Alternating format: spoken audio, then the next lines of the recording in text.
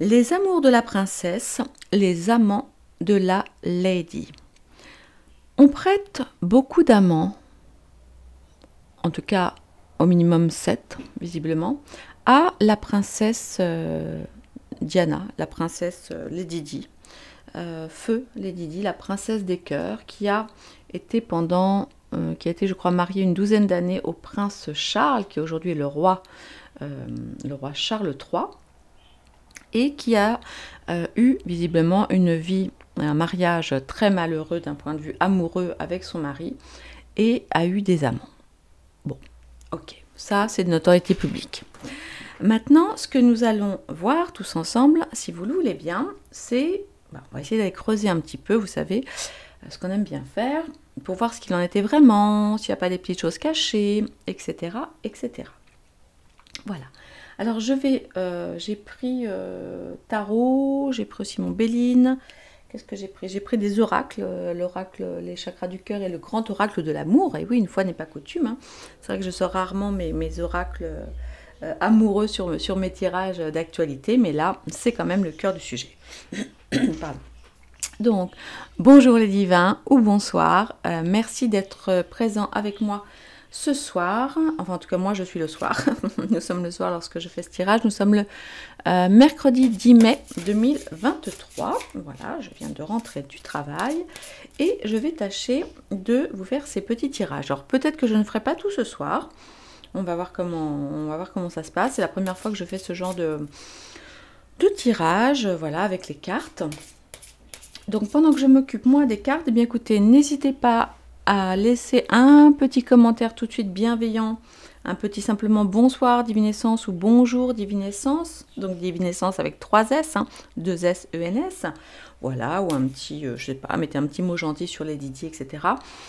N'oubliez pas de mettre un petit pouce également et de vérifier que vous êtes toujours abonné. Et surtout, plus que tout, je vous en prie, la cartomancie, les tirages de cartes restent un exercice de style, somme toute, assez difficile quand même. Prenez beaucoup de recul, hein, ok, voilà. Je ne suis pas Dieu, je n'ai pas la science infuse. Les cartes ne mentent jamais. Maintenant, effectivement, on peut se tromper dans l'interprétation. Je vais essayer de rester la plus neutre possible. Et puis voilà, hein. Et on reste poli, on reste courtois, on ne met pas de mots moches, hein. On est là, voilà, sur un tirage que j'espère relativement léger. Bon, bien que pas tout à fait, hein, ça va dépendre un petit peu des candidats.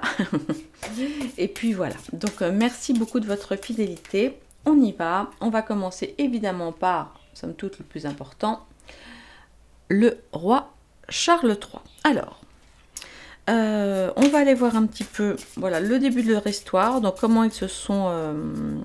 alors attendez, comment je vais faire? Je vais faire les grandes lignes peut-être. Ouais, je vais plutôt faire les grandes lignes avec le début ou un élément important de leur relation.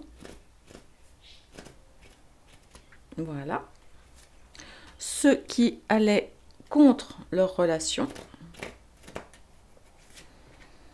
Ce qui pouvait être bien dans leur relation. Alors, attendez, je vais la mettre là. Voilà, je vais les mettre ensemble. Vous les voyez là? Oui, vous les voyez. Donc, ce qui pouvait être bien dans leur relation. Et puis, ma foi, le résultat. Allez, c'est parti. En dos, ça commence très fort. En dos de deck, pardon, nous avons la carte du diable. Vous voyez cette femme qui semble coincée dans des toiles d'araignée, ou en tout cas qui peut vous coincer dans ces toiles d'araignée, et qui en fait est je crois que ça s'appelle une amanite phalloïde, je crois que c'est comme ça que s'appelle ce champignon.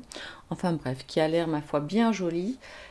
Et oui, le rôle est beau, l'histoire est belle, attirée par des cerises, mais une fois que vous êtes accroché dans sa toile, eh bien, vous avez une très très méchante araignée pour vous manger. Allez, allons voir les débuts ou tout ça. Oui, voilà, l'étoile, le palais, oui, bien sûr.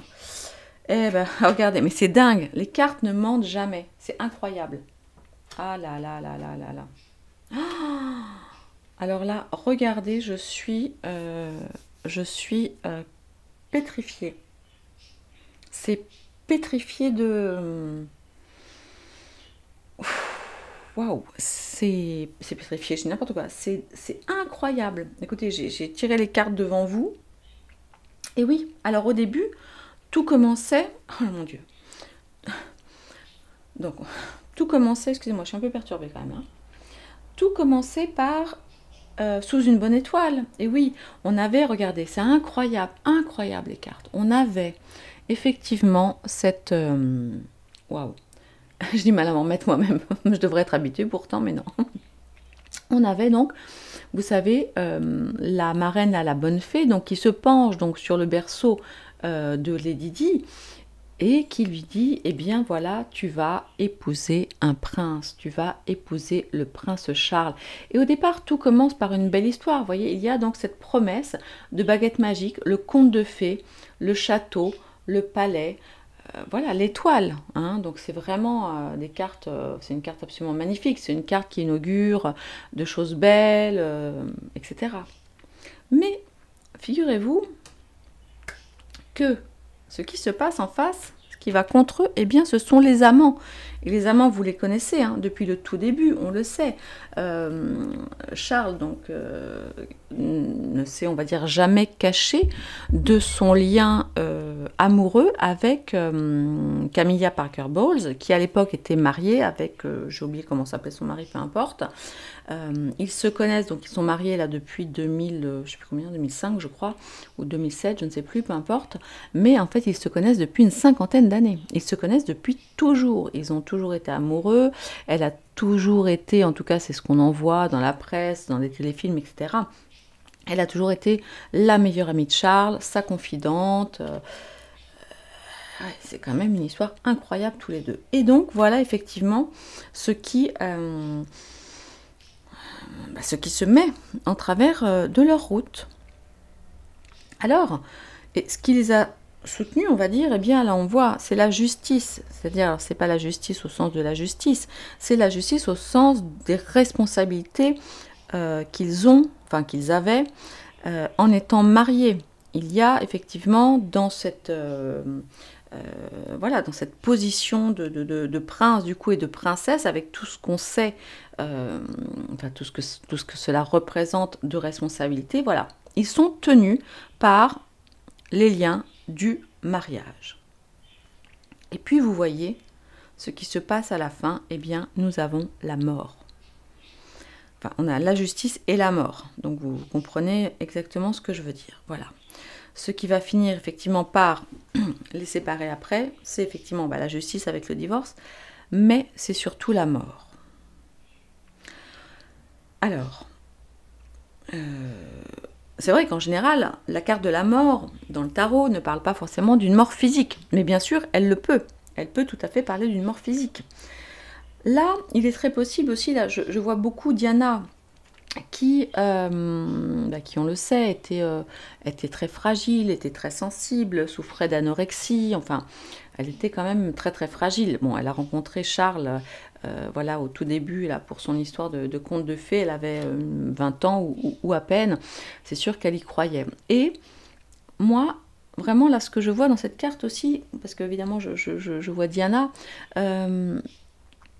c'est qu'elle avait son jardin intime, son jardin secret. Et lorsqu'elle a quitté Charles, lorsqu'elle s'est décidée à le quitter en, je sais plus, 95, non 80, ouais, un truc comme ça, elle avait déjà son jardin secret. Et elle souffrait surtout terriblement de ne pouvoir le partager, de ne pouvoir, vous voyez, parce qu'on parle donc mort, renaissance, elle souffrait terriblement de ne pouvoir vivre et exprimer qui elle était réellement à l'intérieur. Eh bien écoutez, est-ce que j'ai vraiment envie d'aller tirer une autre carte? Évidemment, je sais que la question que vous vous posez tous, c'est est-elle morte de manière naturelle? Mais là, je dirais que je ferai un autre tirage là-dessus. Là, je vais vraiment rester sur les amours de Diana. Enfin, les amours de la princesse, les amants de la lady. Ouais. de la princesse des cœurs. C'est dingue, hein?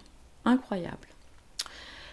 Écoutez, dites-moi ce que vous en pensez, mes chers divins. Dites-moi si ce tirage vous a mis autant de frissons qu'à moi, parce que là, je trouve que c'est vraiment incroyable. Avec cette carte, je vous dis, du démon en dos. Ouais, c'est rigolo. Et là, qu'est-ce que ça nous dit? Ouais, ermite, la tour. Ok, bah écoutez, voilà, on va s'arrêter là pour sa relation donc avec Charles, hein, son amant, son mari. Alors visiblement l'histoire raconte, enfin l'histoire c'est pas l'histoire, c'est Diana qui raconte dans son bouquin qu'elle n'aurait plus du tout eu de relation intime avec Charles après la naissance d'Harry, donc son deuxième. Alors attendez, j'avais noté ça tout à l'heure, parce que je ne suis pas une experte, oups, même si j'aime bien toutes ces histoires. Alors attends, William est né en 82, Harry est né en 86, et ils sont séparés en 92, et ils ont divorcé en 96, et elle est morte, je sais quoi, 28 août 98? Non, 96? Ah non, c'est bizarre, bon, je sais plus. Dites-moi, du coup j'ai oublié. Non, elle a dû mourir en 98 ou 97. Bon, bref. Août, en tout cas c'est sûr, c'était le 30 août, ça je m'en souviens vraiment, parce que moi je suis du mois d'août aussi, et du coup je m'en suis souvenue. Bref, eh bien écoutez, donc voilà pour les informations concernant sa relation et la fin de sa relation avec Charles. Ok, nous reviendrons dessus, hein, je sais que ça vous intéresse. Là je vais essayer de rester dans la légèreté le plus possible. Allez, allons voir maintenant. Hop, Charles, merci beaucoup. La carte de Charles, merci beaucoup de ta présence. Voilà, avec la carte Divine Actu. Nous allons aller voir le deuxième amant, en tout cas assez connu, on va dire, voilà, sur lequel il y a eu des histoires avec Lady Di. Allez, Lady, tu es là. Et nous allons voir cet homme brun. Alors là, vous allez me dire, mais divinescence, mais qui est cet homme brun? Eh bien, figurez-vous qu'il s'agit de Barry Manaki, qui était un ancien policier et qui était devenu le garde du corps de la princesse Diana, après le départ, je ne sais plus, de son précédent garde du corps. L'histoire raconte, alors attendez, je note, hein, son garde du corps, qu'ils seraient restés ensemble approximativement 2 ans. Bon, encore qu'on n'est pas franchement sûr qu'ils aient consommé d'un point de vue physique la relation. Bon, nous verrons. Et donc, apparemment, la liaison avait été, enfin en tout cas, les relations très proches, trop proches de Diana avec, comment s'appelle-t-il, Barry, aurait été vu, voilà. Et ce monsieur, donc qui lui-même était marié avec une dame ostéopathe, il avait des enfants, etc. Bon, bref, eh bien, le pauvre est décédé dans un accident de la route en moto. Le 15 mai 97. Ouais, excusez-moi, je lis mes notes, hein, parce que je ne suis pas, comment s'appelle-t-il, comment il s'appelle là, le type là qui adore faire les secrets d'histoire ou je sais pas quoi là, vous voyez qui je veux dire? Ah, aidez-moi. Bon bref, dites-le moi en commentaire, j'ai oublié comment il s'appelle. Bon bref, je ne suis pas lui, voilà, je ne suis pas une fan, comme vous le savez, je pense, de la famille royale, en tout cas d'un certain nombre de personnes dans la famille royale. Et donc voilà, donc elle aurait eu donc une garde très très rapprochée avec Barry. Allez, nous allons aller voir un petit peu. Et alors oui, alors non, ça c'est hyper important quand même. Elle aurait dit que c'était l'amour de sa vie. Ouais, voilà. Alors on pense, enfin en tout cas elle l'a longtemps dit. Alors peut-être qu'elle a changé d'avis lorsqu'elle a rencontré ce monsieur-là. Mais en tous les cas, longtemps, enfin voilà, visiblement elle disait que c'était vraiment l'amour de sa vie. Alors après lui, elle a eu 2 autres amants dont je ne parlerai pas aujourd'hui, qui sont James Gilbey, ou Gilbey, je ne sais pas comment on dit, un ancien vendeur de voitures, et Olivier O'Hare, un marchand d'art. Voilà. Mais là, on va s'interroger à Barry, non seulement parce qu'elle disait qu'il avait été l'amour de sa vie, le grand amour de sa vie, ou quelque chose comme ça, et en plus, évidemment, parce qu'il est mort dans un accident, lui aussi. Hein. Allez. Alors, on va aller voir leur relation au début. Voilà, si on a un indice particulier à nous dire par rapport à ça. Alors, attendez, je vais mettre... Bon, attendez, je vais même enlever ça. C'est pas super beau, c'est pratique, mais pas super beau. Voilà, je vais les mettre là tous les deux. Hop. Voilà, je vais les mettre là. Allez. Leur relation au début, les origines, tout ça, tout ça. Ce qui pouvait aller contre eux. Ce qui allait bien entre eux, ce qui était plutôt positif. Et ce qui aurait causé leur séparation. Et là, nous avons en dos de deck le pendu. Et oui, quelqu'un qui était... alors, est-ce que c'était elle? Est-ce que c'était lui? Probablement lui, j'imagine, puisque c'était en tant que garde du corps, bon, je pense que c'était un petit peu risqué pour lui, d'autant plus qu'il était marié d'afficher sa relation ou que sais-je. Mais l'histoire raconte qu'elle aurait dit, en tout cas à l'époque, à une certaine époque, qu'elle était prête à s'enfuir du palais, à quitter le palais avec lui. Hein. Alors c'était un homme un tout petit peu plus âgé, enfin un tout petit peu, je crois qu'il devait avoir une dizaine d'années de plus qu'elle, parce que donc s'il est mort en... Combien j'ai dit, en 87? Ouais. Il est mort? Ouais, je crois que c'est ça, il est mort en 87, donc je crois qu'il devait avoir une dizaine d'années de plus que Diana. Allez, on y va. Et oui. Incroyable, incroyable. Ouais. Ouh, bah dis donc, dis donc. Alors, ils se sont connus, effectivement, donc il était policier, garde du corps, donc il dirigeait effectivement, on va dire, peut-être une équipe de gens qui protégeaient la princesse.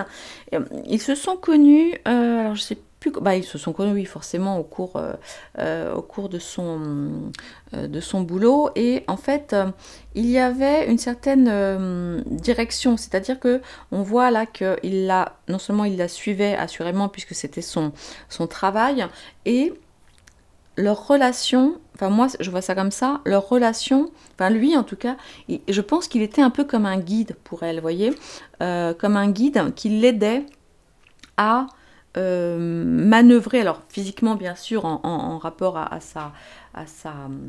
sa sécurité, mais honnêtement pas que. Vous voyez, c'est une relation, parce que bon là évidemment vous allez me dire, le chariot en général c'est une carte qui va vite, c'est on fonce, etc. Mais là j'ai le sentiment d'une relation quand même assez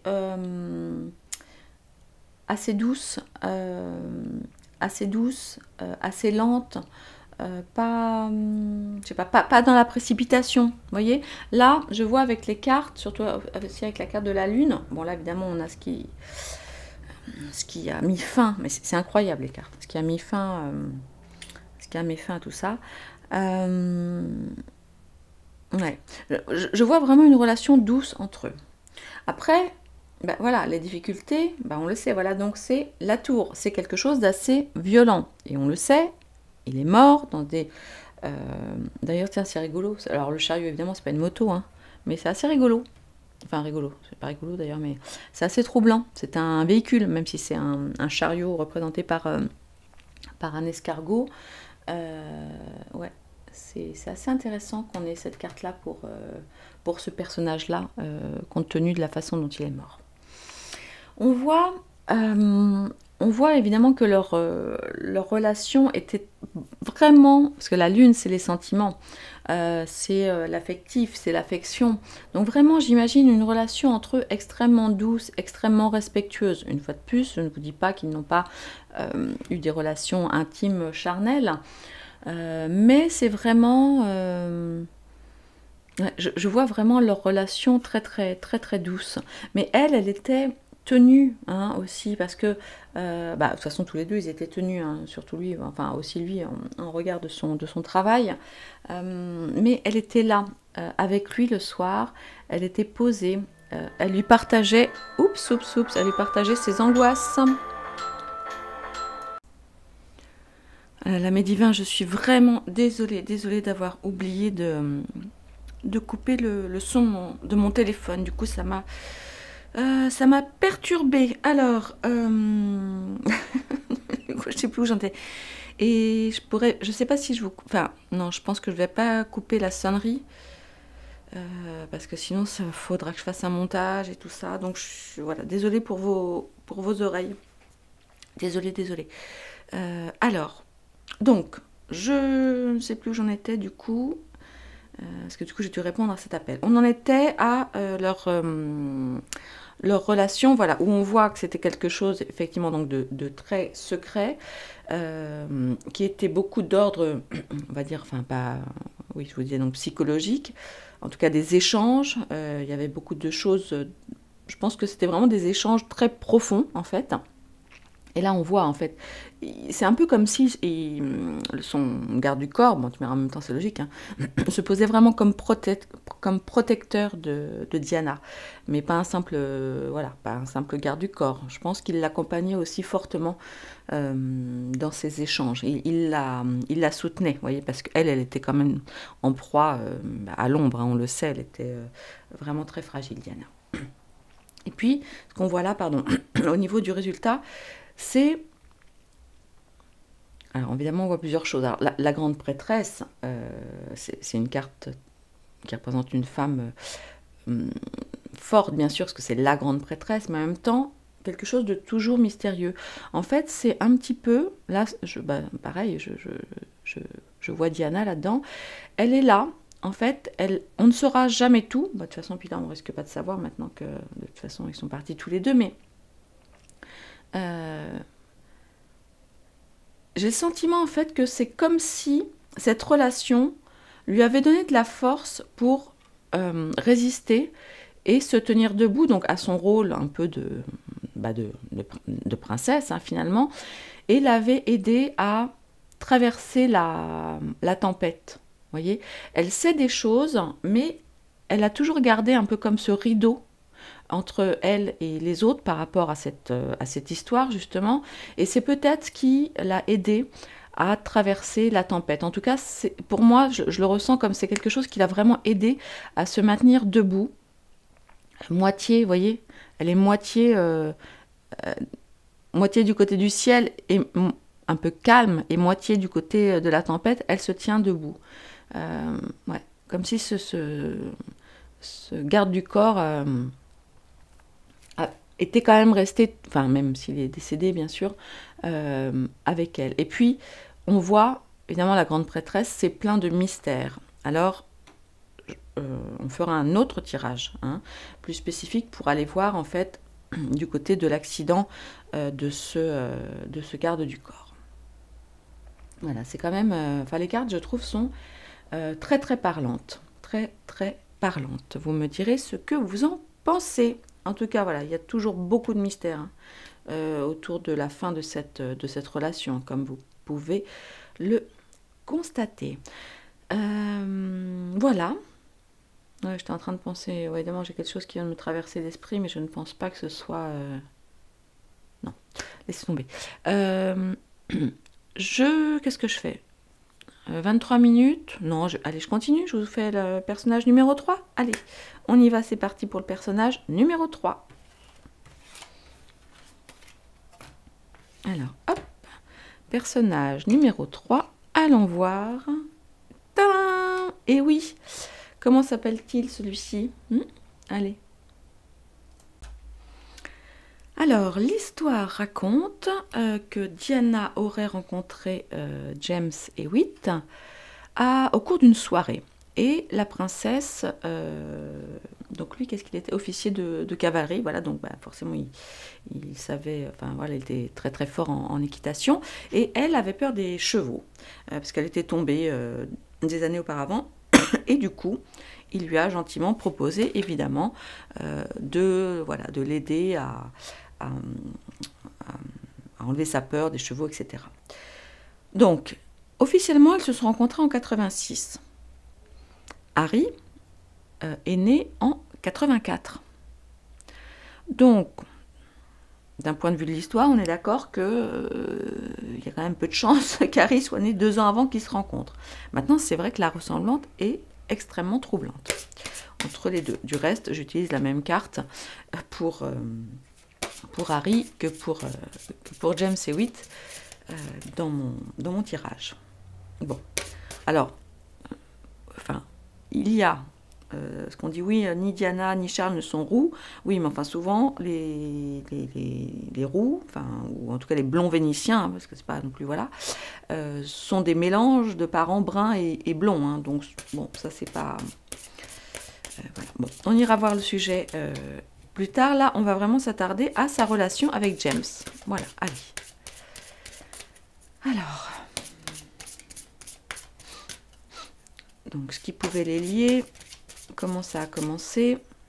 Voilà, là en revanche pour eux on est absolument sûr de leur relation puisqu'il en a parlé dans un bouquin, elle en a parlé aussi à un journaliste lors d'une interview après son divorce, donc ça ne fait aucun doute. Ils sont restés visiblement à peu près 5 ans ensemble, donc c'est quand même pas rien. Hein, voilà. Allez, allons voir les relations, voilà, de James Hewitt et Diana Spencer, Lady Di. Ce qui était compliqué peut-être pour eux.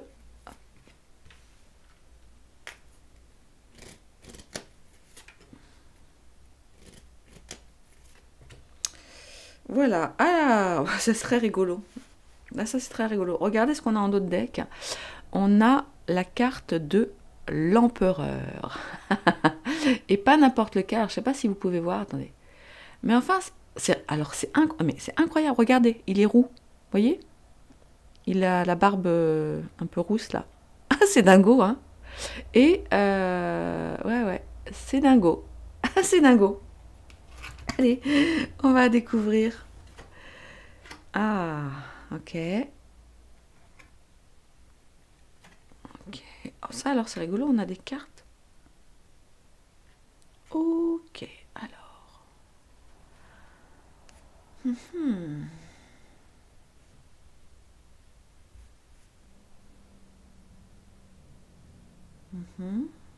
Ok, donc là, alors les cartes, c'est marrant, sont dans des énergies quand même différentes. Hein, mais d'ailleurs, pourquoi est-ce qu'ils ont rompu, eux? Est-ce qu'on sait pourquoi ils ont rompu? Bah, moi, sûrement parce qu'ils se sont fait attraper. Hein. Sûrement parce qu'ils se sont fait attraper. Mais là, alors, on voit qu'au niveau de leur rencontre, voilà, de ce qui les liait, donc là, on a la carte de la mort, donc on avait tout à l'heure à un autre endroit. Là, on voit que Diana se sentait quand même, enfin, se sentait vraiment bien avec lui. Elle pouvait du coup partager son jardin secret, être qui elle est réellement. Elle se sentait vraiment libre, bien qu'évidemment leur relation était, enfin, cachée, relativement cachée, j'ai envie de vous dire, parce que visiblement, enfin, c'était au départ caché pour la presse, mais Elisabeth II était parfaitement au courant, puisque, de ce que j'ai lu, Diana aurait appelé donc Balmoral depuis le téléphone personnel de James Hewitt. Donc, clairement, en fait, le palais savait. Hein. Le palais savait, et du reste, c'est ça qui est rigolo, c'est que là, on a du coup le palais qui est là, en fait, en carte de protection, en fait, de ce qui pouvait les aider, en fait, à entretenir leur relation. Donc, c'est assez dingue. Effectivement, ce qui les a, ce qui a mis fin à leur relation, c'est le soleil. Alors ça, c'est rigolo, c'est The Sun. The Sun, c'est aussi un journal anglais. Est-ce que The Sun a révélé leur liaison? Vous voyez, parce qu'en fait, ce qui les protégeait, c'était la cachette du palais. D'accord? Avec, voilà, là, on est plutôt sur des choses de nuit, etc. Et ce qui a mis fin à leur relation, enfin, en tout cas, ce qui était vraiment, voilà, ce qui a été compliqué, c'est le soleil. C'est cette fameuse mise en lumière. Et je vous dis, en plus, je trouve ça super rigolo que la carte s'appelle en anglais The Sun, qui est le nom d'un tabloïd anglais. Donc, c'est très rigolo. Et là, ouais, voilà. Donc, le soleil, évidemment, c'est une jolie carte. Hein. C'est une très jolie carte. C'est une carte lumineuse. Mais là, on voit effectivement que c'est ce qui c'est ce qui allait contre leur relation. Et enfin, nous avons donc la sorte de résultat, voilà, avec la carte du jugement. On peut tout à fait imaginer dans cette carte, alors, non pas que je... Non pas, hein, loin de moi cette idée. Je ne compare pas du tout la reine Elisabeth II, évidemment, à Dieu, à un ange, etc. Mais là, c'est un petit peu... En fait, la carte du jugement, elle dit aussi... comment dirais-je, qu'il peut y avoir un peu comme un pardon.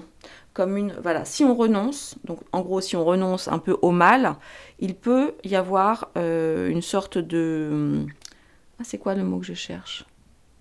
Oui, une sorte de pardon, enfin une sorte de... Ouais, un truc comme ça. Donc là, en fait, c'est comme si... bon, donc Diana, du coup, avait dû faire un choix, donc il lui avait été certainement demandé par la couronne, évidemment.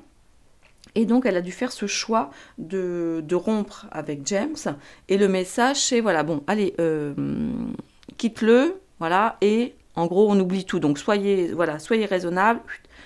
Voilà, séparez-vous maintenant. Vous avez été grillé. Votre relation a été mise en lumière. Voilà, Diana, tu brillais trop dans ta propre lumière quand tu étais avec lui. Vous n'avez pas su rester suffisamment caché. Et bien maintenant, voilà, maintenant vous êtes rappelé à l'ordre et vous devez effectivement vous séparer. C'est vraiment rigolo ces cartes. Ouais. Voilà, avec la carte de l'empereur, cet empereur il est roux, quoi. C'est rigolo comme tout. Vous voyez, il a ce chapeau sur la tête là.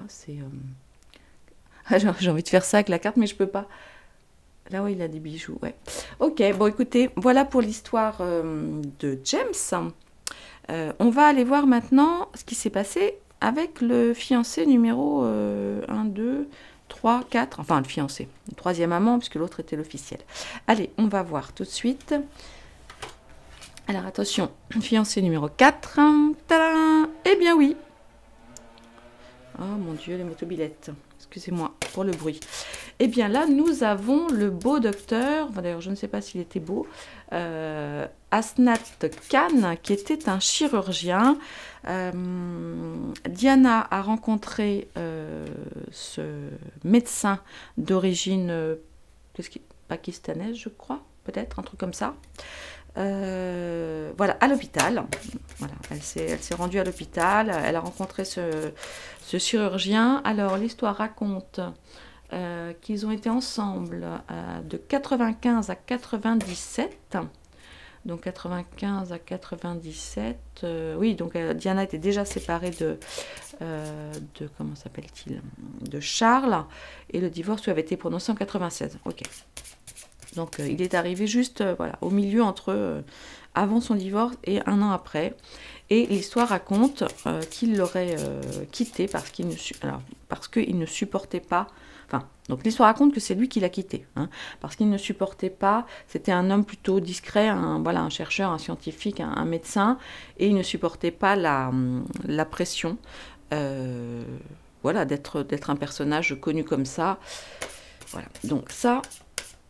Allez, on va aller voir ce que nous disent les cartes sur la relation de Diana, Lady Di, avec Asnat Khan.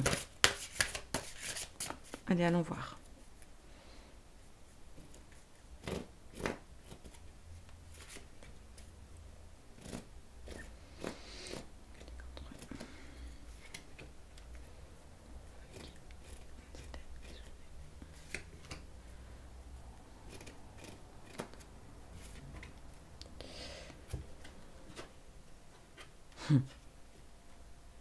Ouais.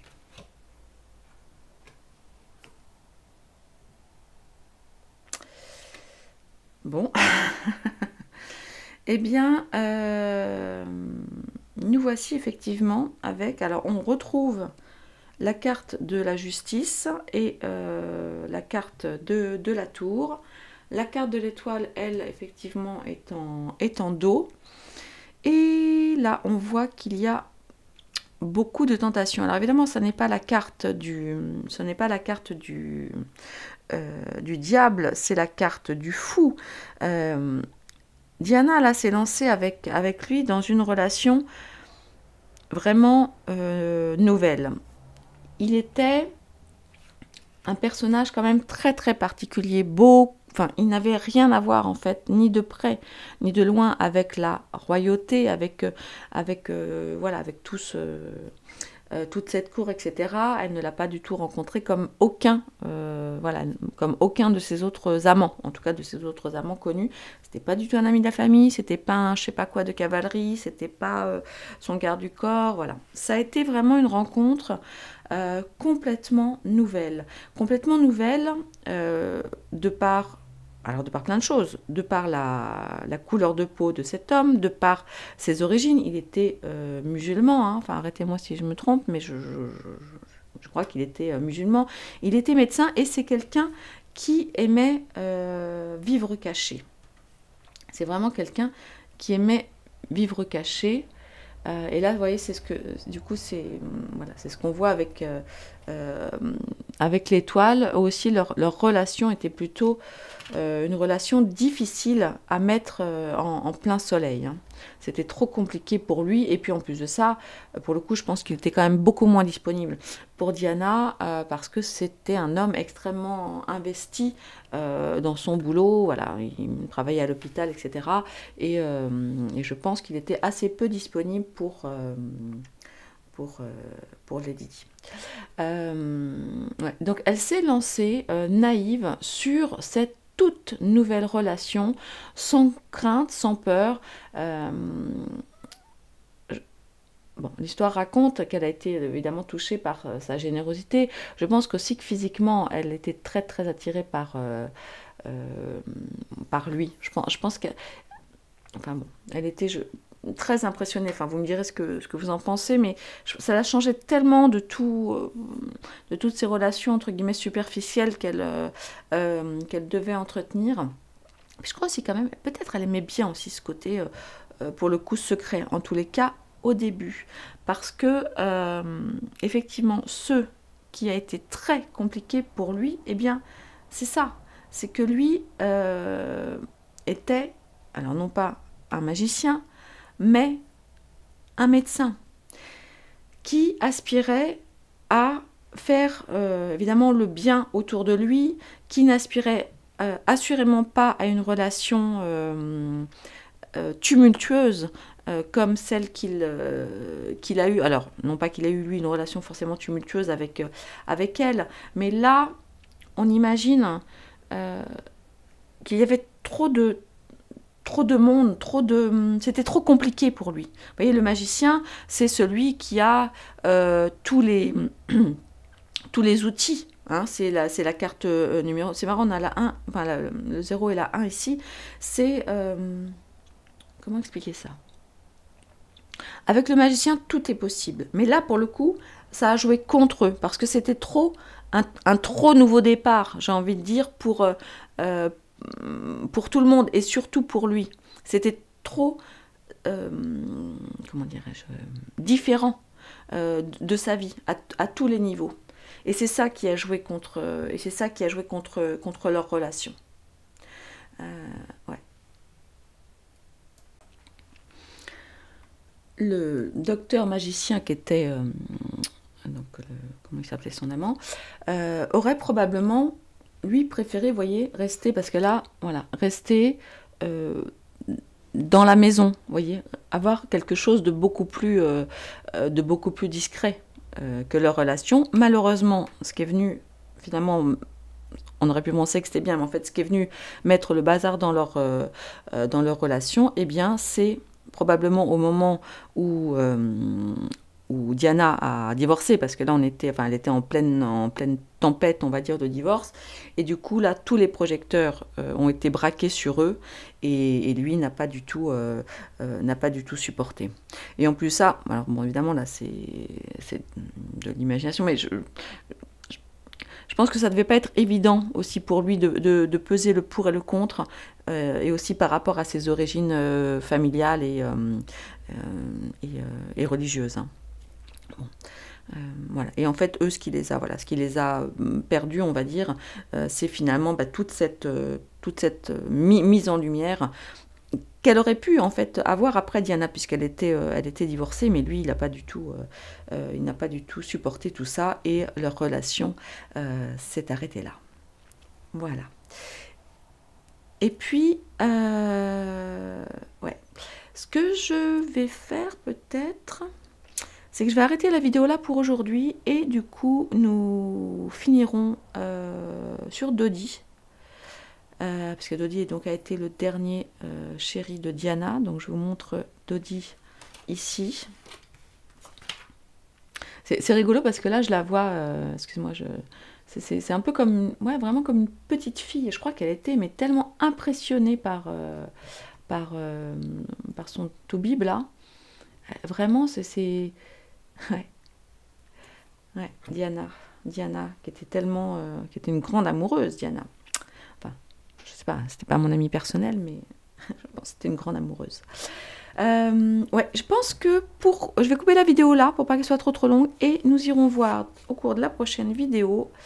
Eh bien, hop, nous irons voir ce qui se passe, ce qui s'est passé. Du coup, on pourra aller creuser davantage, si vous voyez ce que je veux dire, la dernière relation de Diana. Voilà les divins, je vais vous laisser, je vais couper cette vidéo, je vous embrasse très fort, encore désolée pour le bruit du téléphone, là c'était moche. Voilà, si vous avez aimé cette vidéo, un petit pouce, un petit like, un petit commentaire, vous pouvez la partager à votre soeur, à votre mère, à vos copains sur les réseaux. Je vous embrasse très fort et je vous dis à très vite pour la suite des aventures de Diana. Au revoir.